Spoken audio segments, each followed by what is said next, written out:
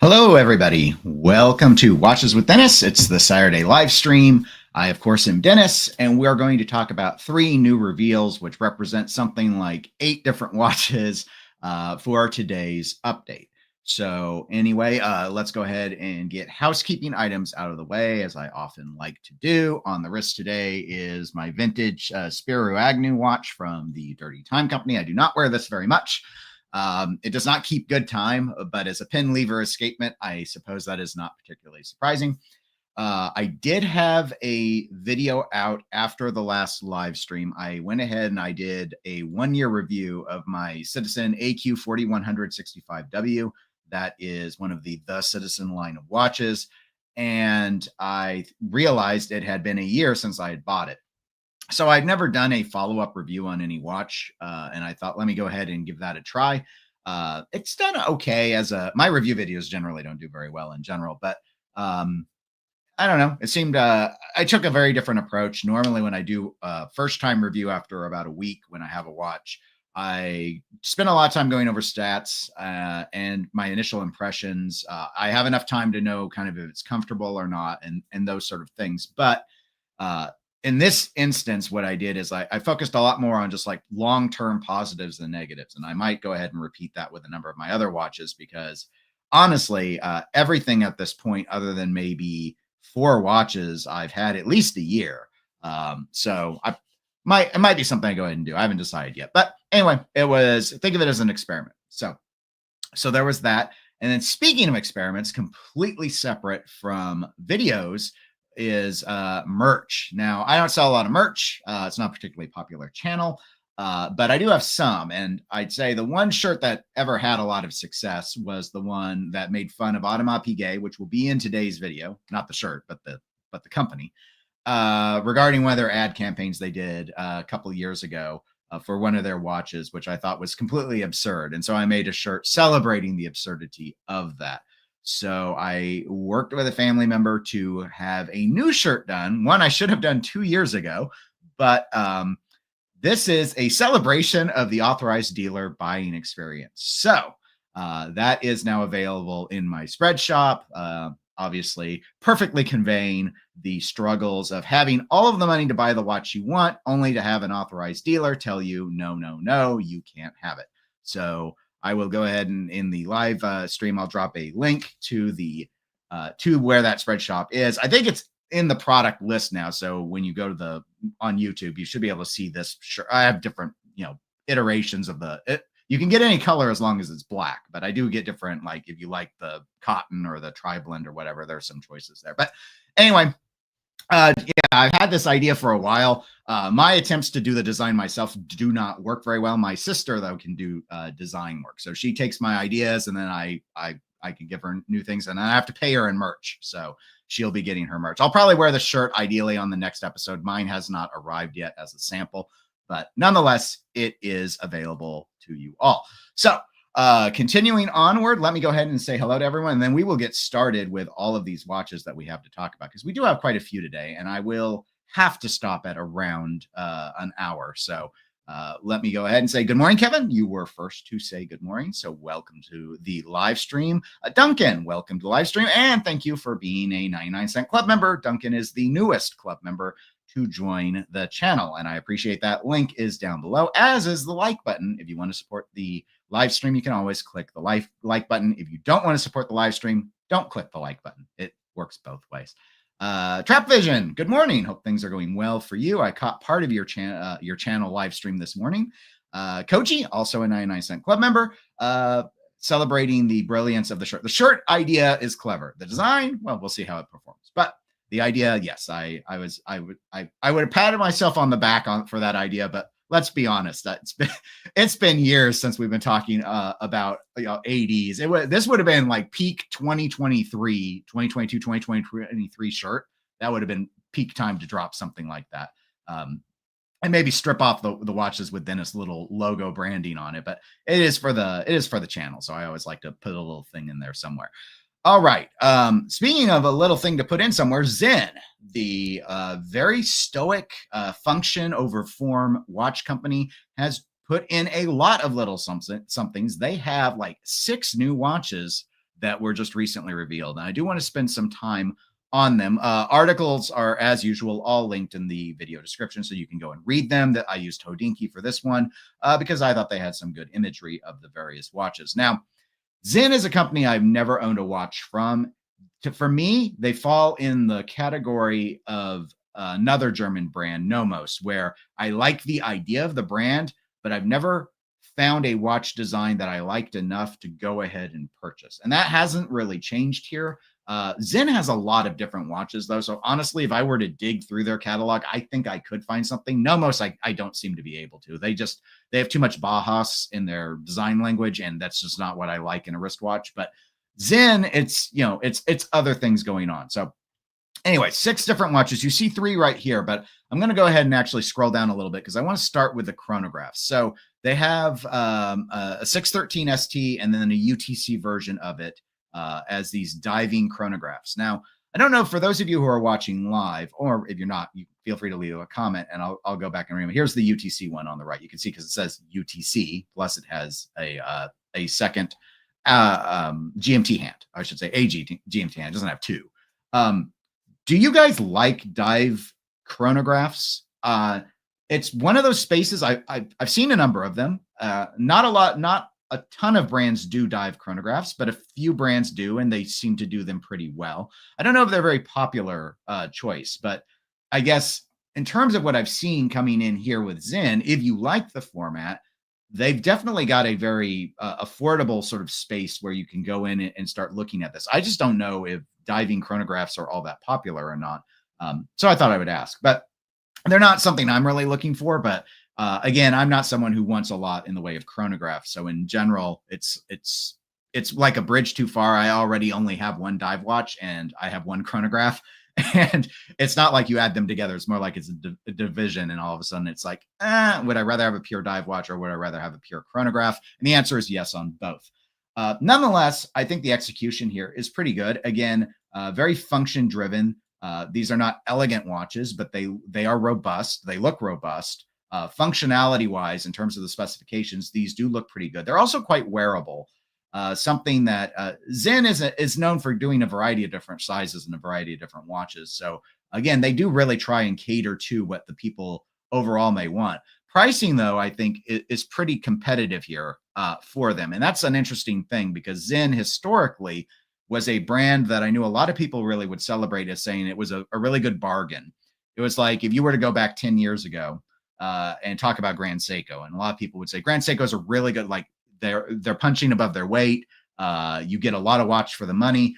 No one really says that about Grand Seiko anymore. Well, some people probably do, but if we're honest with ourselves, we can't really say it anymore. Grand Seiko at this point, I think, is at best appropriately priced because they're no longer an unknown gem. Sinn is still a lot. I know a lot of their historic fans have felt the prices have gone up too much, but it's a brand that's difficult to get. There are only a few dealers to go through to get them. They make a lot of watches. They're quite prolific used. If you go on Chrono24, you'll find plenty of Sinn watches available.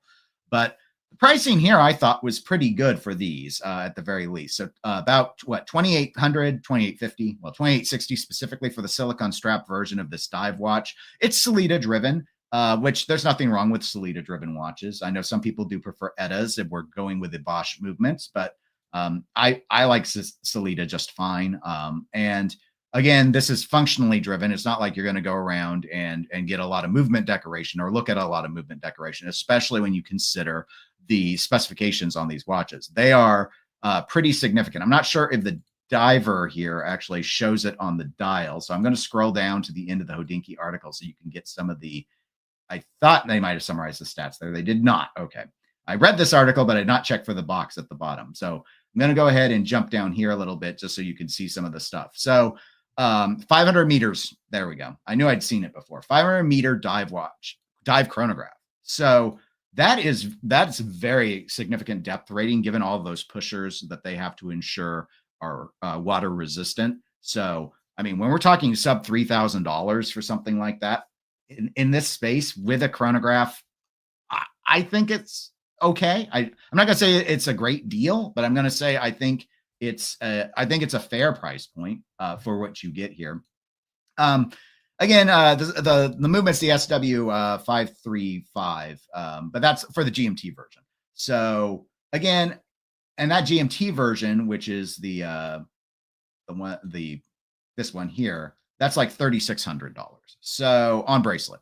So again, overall, not my cup of tea per se. Very utilitarian, which I respect. I wouldn't wear these myself. Like just in life, there's not a scenario where I would really run with these, but I think they look pretty good if you're into a dive chronograph. And I know the Hodinkee article kind of explores what it thinks is alternative competitive options, and it jumps right to the Planet Ocean.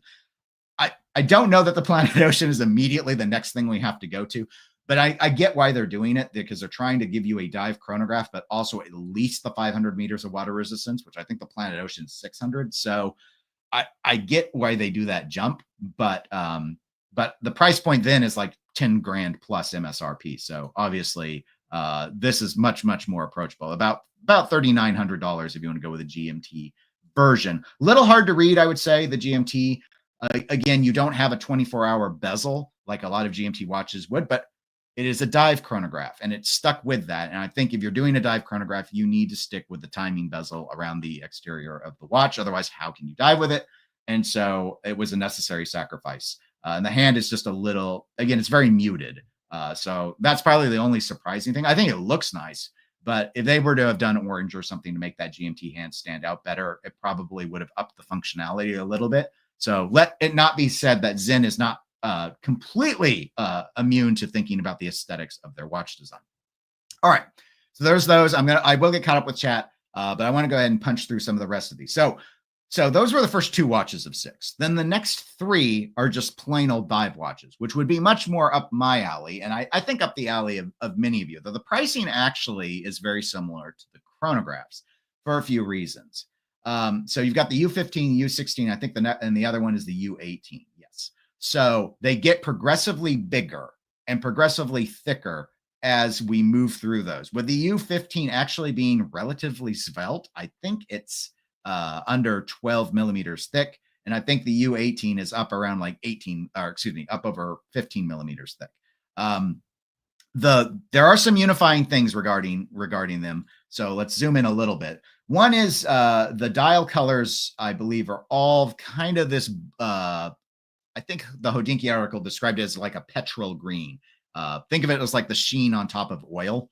I would agree with that. I think that's an accurate description. And they all have these bubbles on there. And I think the bubbles will be polarizing. I actually think these bubbles look good. Like, I like these bubbles better than the Celebration dial on Rolex.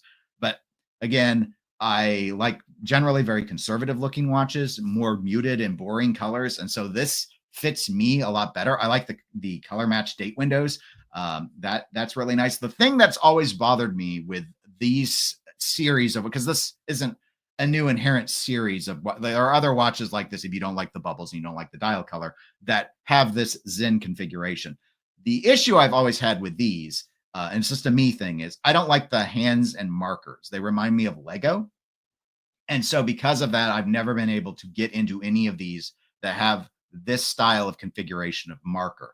The U18 does not. The U18 went more Flieger style. You can't see it very well here. I know they've got another image. There we go. Oh, that's a good one too. So they've gone with much more Flieger style hands, which I actually like a lot. And then you see you don't have the Lego hour markers. So this one would be, of the 3, the one I like the design of the most, because I still get the dial color. I still get the bubbles. I still get the brushed casework and all of that. And I get the crown at the 430. I had actually, I still have one. I've had 2 Seikos with that configuration. I had a King Turtle at one point. I really liked that crown placement. It was really comfortable. And so I actually like most of what is going on here with this particular watch. The only problem with the U18 is it's way thicker than I would want because of its specifications and what they're going through and trying to obtain. So I think they've got some things there. So the U15 is 41 millimeters, 11.2 millimeters thick. I wish these were grouped in boxes. $3,300, about $3,350. So $3,350 for that. And then you've got the U16. It's the same price. It's the $3,340 but that one is 44 millimeters, and it's 14.7 millimeters thick. And then the U18 is still 44 millimeters in diameter, but it's 15.5 millimeters thick. And that's, again, for a dive watch, totally makes sense. It pushes it too high for me to want to wear. The price goes up a little bit for the U18. It's $3,680. They're all driven by the Sellita SW300, which I know a lot of people get put off by the SW200. So knowing that it's the SW300, I think will resonate with a lot of folks. They do make all of these out of some like U-boat steel. And that's what a lot of this is celebrating, incidentally. I don't think these are meant to be celebration bubbles in the Rolex sense, but like they're noting the distance that the boats, the actual submarines traveled, that they took the metal from to make the dial, I believe is how they're doing it. And so again, I don't care about any of that. I don't care about the history or the heritage of the submarine. That I don't care that they used metal from a submarine and upcycled it into a watch. None of that appeals to me. The overall aesthetic is what I would like on the U18. These just because of the hour and minute markers, and they're very, very popular markers style. So I know why Sinn keeps doing them, because I've seen plenty of other people on YouTube, in fact, who buy them with these configurations of hands and markers because they really, really like them. I like most of the way the watch looks, however, other than that. And then lastly, for the sixth watch is my favorite, because it's like the most boring one of all, is their T50, which they've done in their version of bronze gold. We just last week, I believe, talked about Omega's new bronze gold watch, which I hated the price of, but aesthetically was a very attractive watch with a really good color scheme. That is the same here. Very attractive watch. Really nice color scheme. I think it looks good in this photo with the cloth strap, with the blue dial. Bronze looking watches, I always have a soft spot for. Also, because this, much like the U18, is running with Flieger hands. I used to have a Flieger. I didn't have a bronze Flieger, but I really was tempted to get one. So I just like that general configuration. Plus, I still get my crown at the 4 o'clock position. So it's sort of like a win-win sort of scenarios. This is my favorite of all of them, simply because I like the color scheme the best, and it has an inoffensive handset, and I just think it blends really, really well. But of course, it's the expensive one. It's $5,860, which again, in the grand scheme of watches, this is way cheaper than Omega would be. I'm not sure what the alloy they're using here is. The article noted it's a proprietary alloy that Sinn has developed. This watch is 41 millimeters, 12.3 millimeters thick. So not thin, but quite wearable. And again, you still get the 500 meters of water resistance. They are all really like significantly spec'd watches. So, which again is something I know Sinn is quite renowned for doing. The three of the U's that we talked about, these are all limited. I believe they're each limited to 1,000 pieces. So not aware of the others being the chronographs aren't limited. I'm not sure on this bronze watch. I don't recall seeing that it was limited, but nonetheless, that is what Sinn has just unveiled. So they've dropped a lot of these. Sinn normally is not at Watches and Wonders. I think they're at a ancillary show that tends to go on. I always forget the name because the way it's phrased sounds like it's translated to English, and it's like I don't know. It sounds like the verb is in the wrong place whenever I see it. But I think Sinn's usually there in Geneva during that period doing something. So anyway, these are their big reveals, and I thought they were pretty interesting. So I wanted to go ahead and spend a little bit of time on those before we jump to some other brands that are, well, we'll move up in the price ladder, and then we're going to move down and end at a cheaper point in the price ladder. But let me go ahead and get caught up with the chat. So Eric, good morning to you. Glad you were able to make it.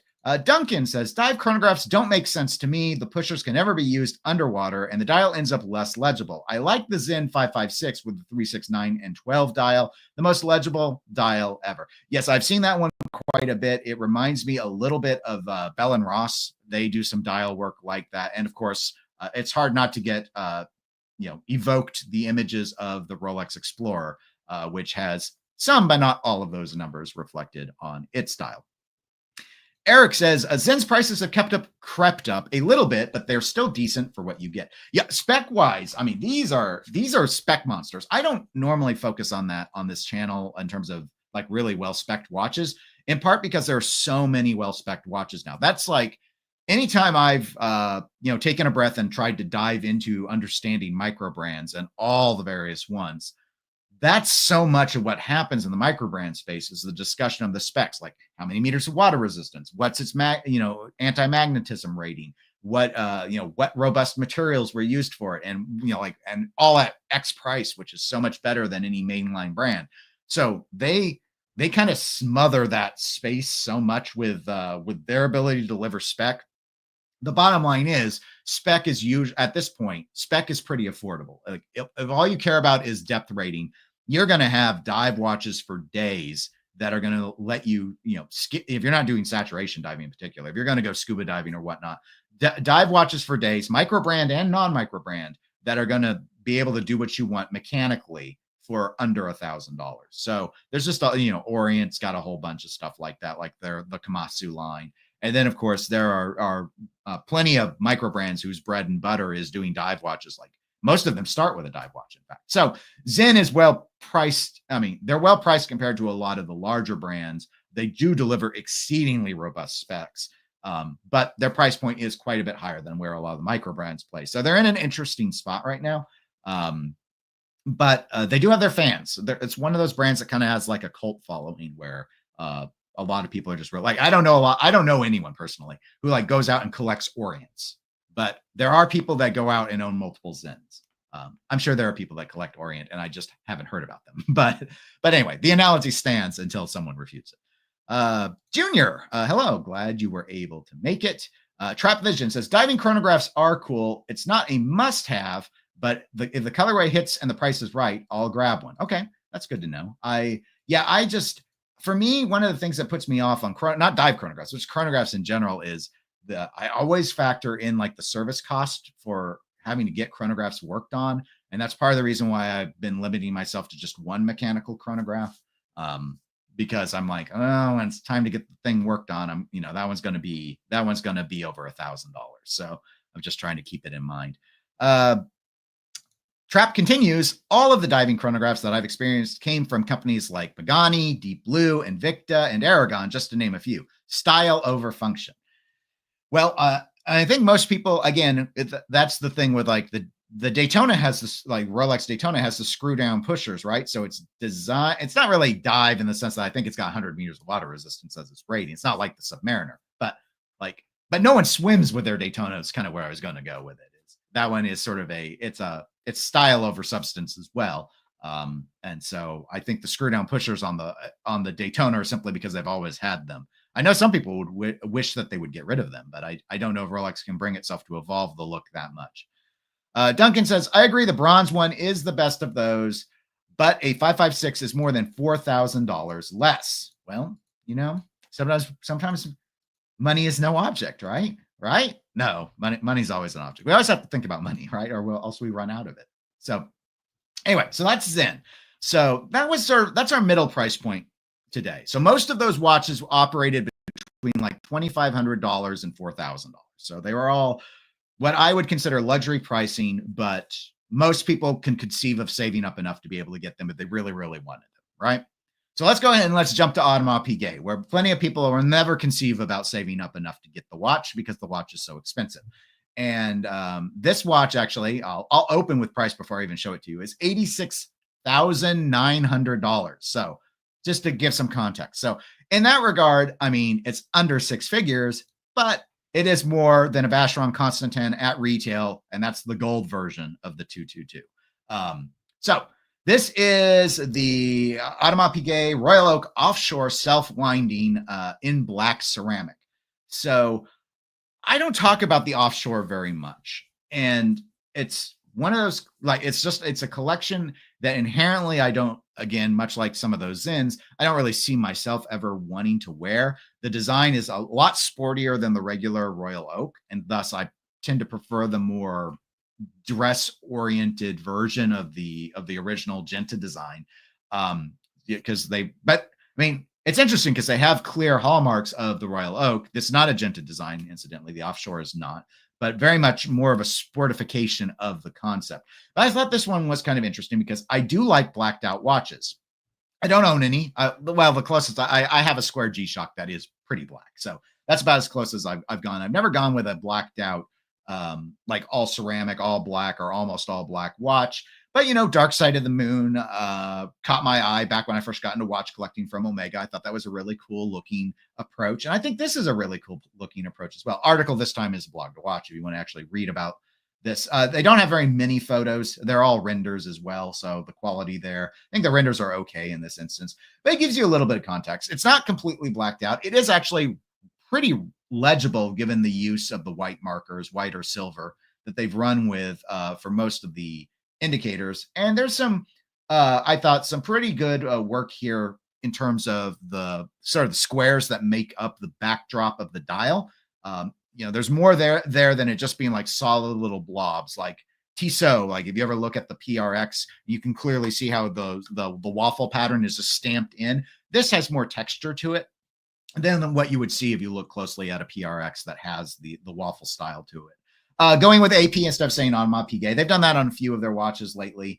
And I think it's something they're embracing. As usual, movement finishing is really top notch if you care highly about that. And this is one of their in-house 70-hour power reserve 4 hertz movements. So again, it's a robust movement.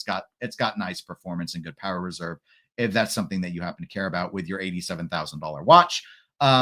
Pretty wearable. Actually, I think this is a 41 millimeter watch. I need to go and check because again, a blog to watch does not block out their specs on the watch. It's 42. I was mistaken. Yeah, it's 42 millimeter because now they're talking about that they have 43 millimeter versions as well. But so it's a 42 millimeter watch, 15.3 millimeters thick. That's kind of big, but I don't think that's a. Well, let me hedge on that. I was going to say it's kind of big for an integrated bracelet watch, which is true, but this is a chronograph. That's not kind of big for an automatic chronograph. That's pretty on par, I would say, around that 15 millimeter placement to be able to do chronograph in a casing like this. And I think it well suits the size. 42 millimeter case. I think 15 millimeters is a reasonable thickness for that level of diameter. So overall, I think this is a pretty well put together watch. I'll give it brownie points in the sense that I don't normally look closely at, well, as I noted earlier, I don't look at chronographs in general very much. I really don't tend to look at chronographs that do the 12, 6, and 9 o'clock subdial placements. I always found it a little odd, but odd can be interesting as well. And I think in this sense, it works very well. They've balanced it pretty well, quite frankly, with the AP logo and the color match date window offsetting against the 9 o'clock subdial. They've tried to kind of make it occupy that same amount of space from the handset. So this is actually a pretty good execution, I think, for a model line that is overall quite a bit less popular than the regular Royal Oak. And I would say even the Royal Oak concepts probably get more attention than the Offshore. They're a little late to the black ceramic party, but I guess better late than never. We've been seeing plenty of people, we just talked about Sinn doing bronze or bronze gold or however they want to do it in bronze.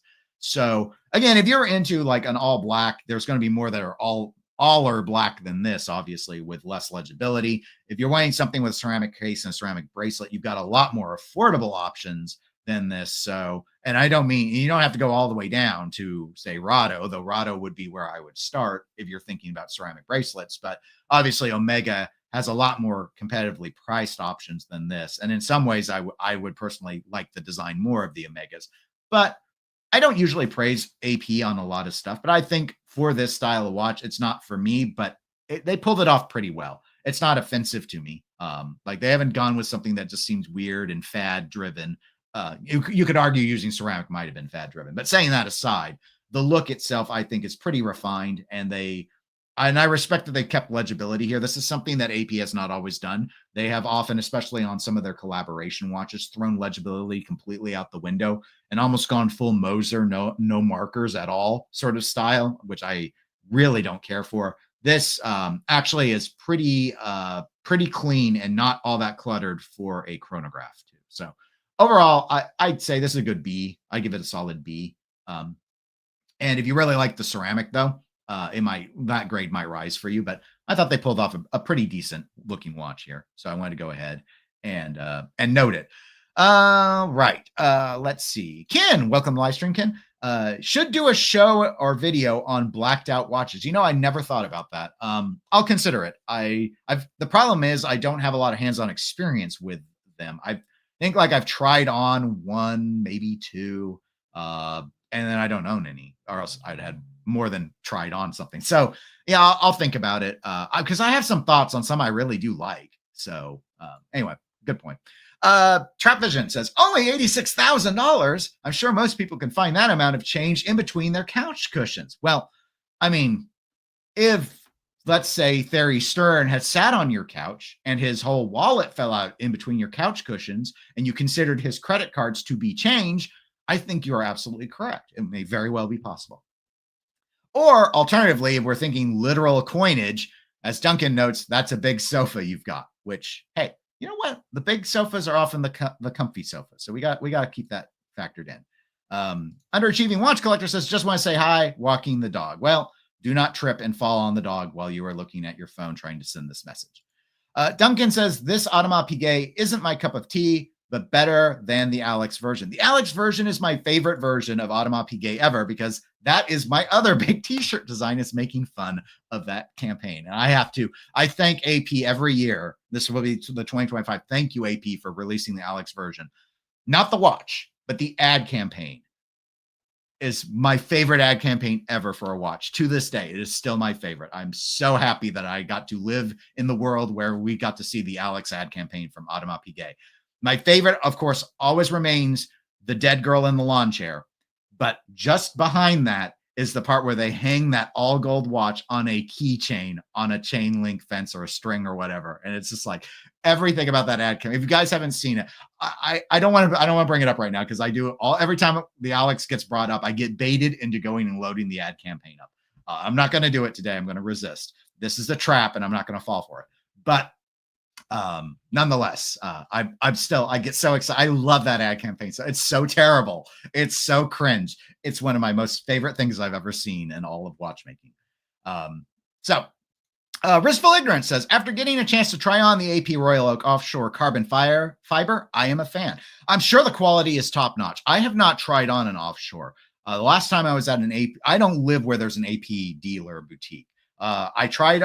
I went to one last year, but the only thing I tried on was one of the Code 1159s, which actually wore pretty well. Like I liked the sense of the watch, but the dial, at least in the indoor studio lighting, even though it was a guilloche pattern, it was so reflective.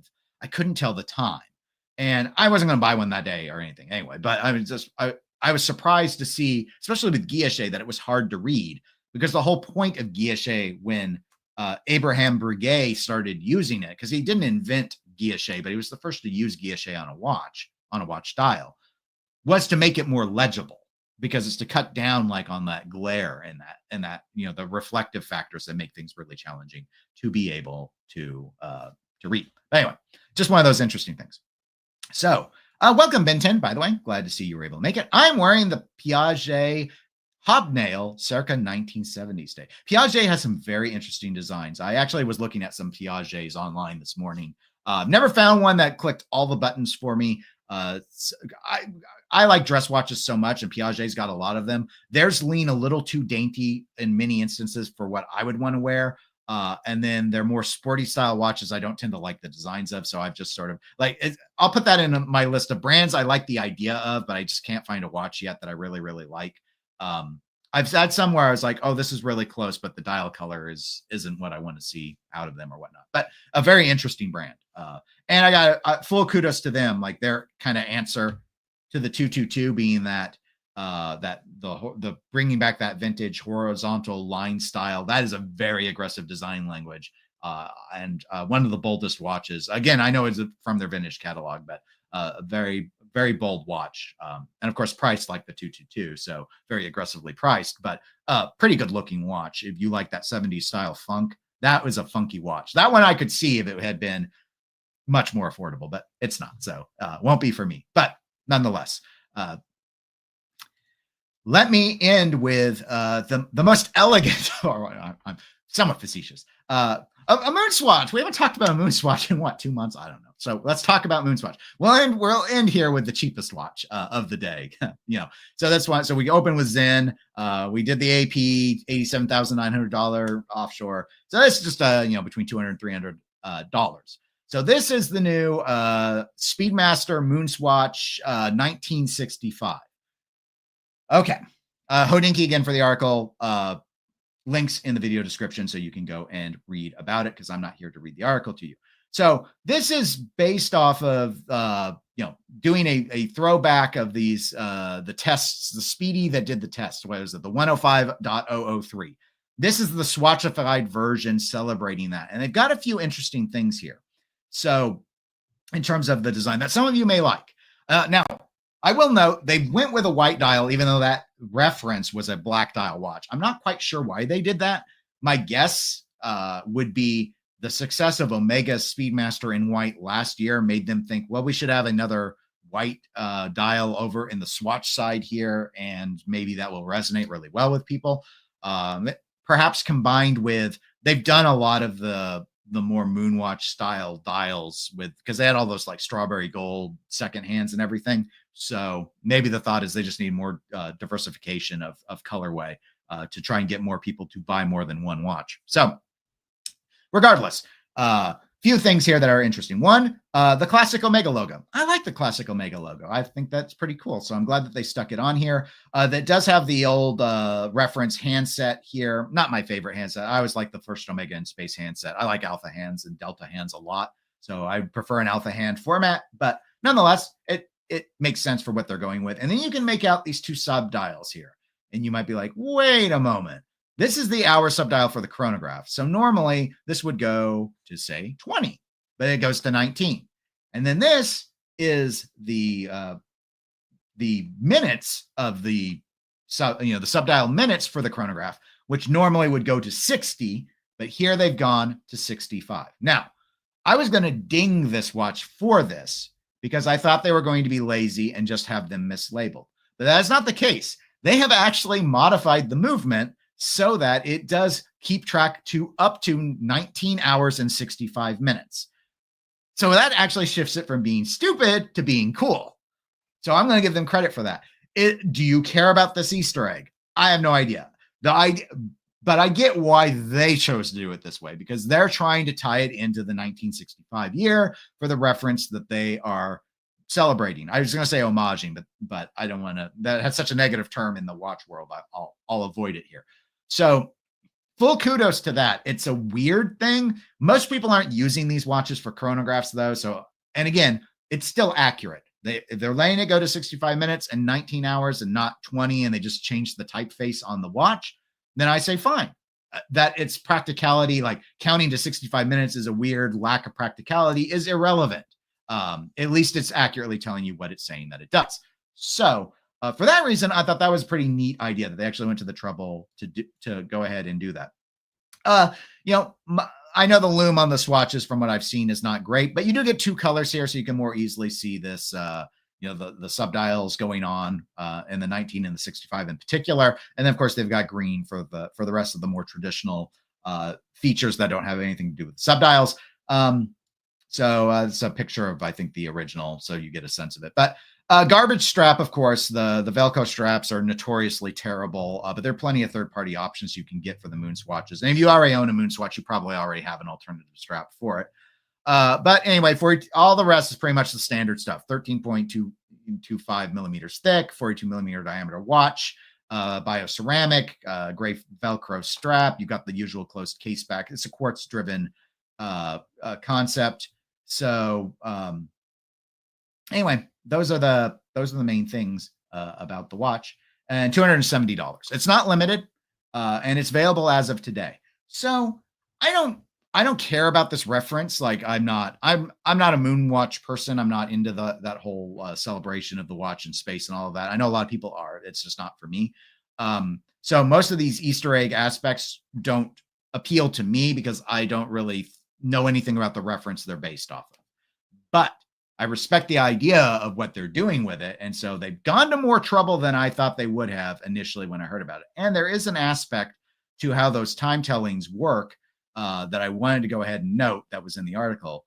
And so as I noted, it's the movement was updated to do the 19 hours and 65 minutes in total, but they did something which apparently Swatch is calling the lap of honor. So when you get to 64 minutes, at the end of it, when it's ready to hit the 65, the top two hands make a full rotation before they advance. So to sort of celebrate getting to the 65. Again, if you care about that thing, care about the Easter egg aspect, you might find that lap of honor concept kind of neat.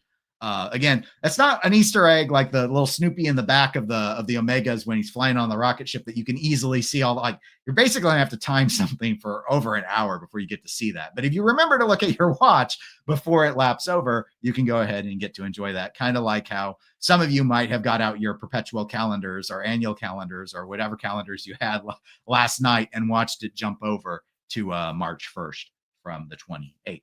But all right, I've rambled enough about it. I want to see what the chat has to say on this particular model. But overall, I'm not a huge MoonSwatch fan. But again, everything today I've been pretty positive on. I think this is a good idea for. It's different enough that it makes sense that they went ahead and did this. And if I were in the market, I'd probably be interested simply to get the classic Omega logo up there on one of the Swatch versions of the watch. So that's just kind of my take for it. Jumping back in the chat. Ben responding to my noting about the sort of the daintiness of some of the Piaget designs that I do like, says that they're very dainty, but I'm very dainty.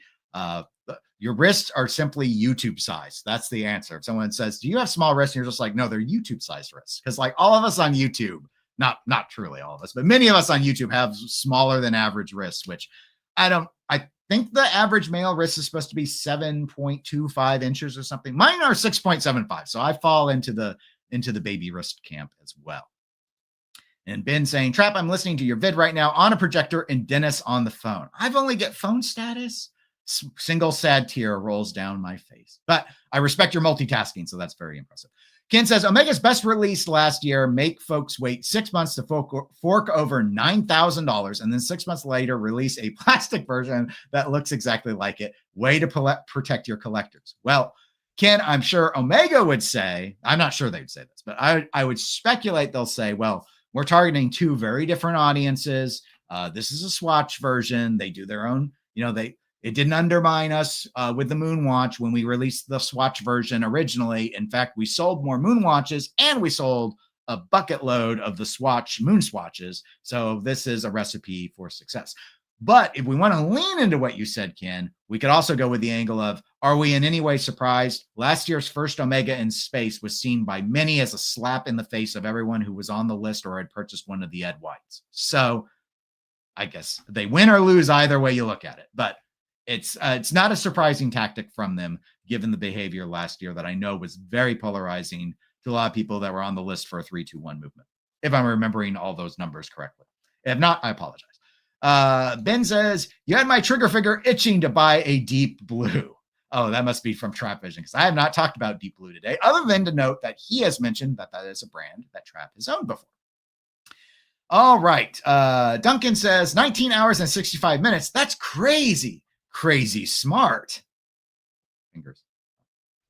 I mean, I don't know. It is weird. I mean, like from a standalone chronograph design, like a functional, like Sinn would never do this. Let's put it that way. Sinn would be like, you have got to be kidding me. The 65 minutes alone is completely irrational. But from a celebratory piece, that's essentially a throwaway priced item from Swatch's perspective, Swatch Group's perspective. They're probably like, yeah, no, that's fine. Makes sense. It's all about the celebration. Eric says, I'd buy the MoonSwatch, not a priority, though. I'm glad the hype has settled down. Yeah, and some of them are available online now, too. So that was the big thing. Because, again, I live in Kansas City. There is no Swatch dealer here. My closest Swatch dealers, I believe, are in Dallas and in Chicago. Those are 8-hour drives. And I do get down to Dallas generally every year this month in March because I usually go down for a pinball thing. But I've never gone to the Swatch store there because back when the thing was a hype beast, I was actually in Dallas when those dropped. And I saw the pictures of the lines and I noped right out of the even thought about going down to the store. Duncan asks, do you know if they are easy to buy now? Some are. Not all of them are online. Some of them, I believe, can be bought online through the store. So it depends a little bit on which one you want. I'm not aware of any that are super hard to get anymore, but I lost interest about 6 months after they came out, like in terms of me thinking about getting one.